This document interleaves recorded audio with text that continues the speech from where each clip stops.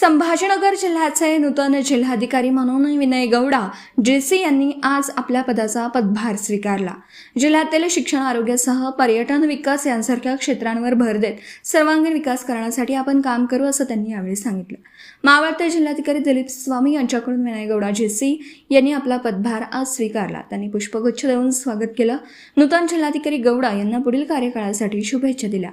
निवासी उपजिल्हाधिकारी जनार्दन विधाते, उपजिल्हाधिकारी सामान्य शाखा श्रीमती संगीता राठोड, उपजिल्हाधिकारी रोयो रुपेश सिनगारे, उपविभागीय अधिकारी संतोष गोरड, नगरपालिका प्रशासन विभागाचे सह-आयुक्त सौरभ जोशी, सहाय्यक आयुक्त ऋषिकेश भालेराव आदी यावेळी उपस्थित होते।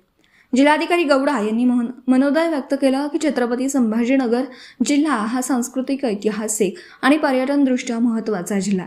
पर्यटन विकासाला चालना देतानाच शिक्षण, आरोग्य, जीवनोन्नती उपक्रम, रोजगार अभिमुखतेला चालना देणं अशा विविध क्षेत्रात काम करून जिल्ह्याचा सर्वांगीण विकास करण्यास आपण प्राधान्य देऊ असं त्यांनी माध्यमांशी बोलताना सांगितलं।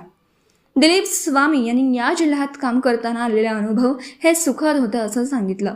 निवडणुकांचा कालावधी मोठा असतानाही मोठ्या प्रमाणावर विकासाची कामं मार्गी लावता आलीत याबद्दल त्यांनी समाधान व्यक्त केलं।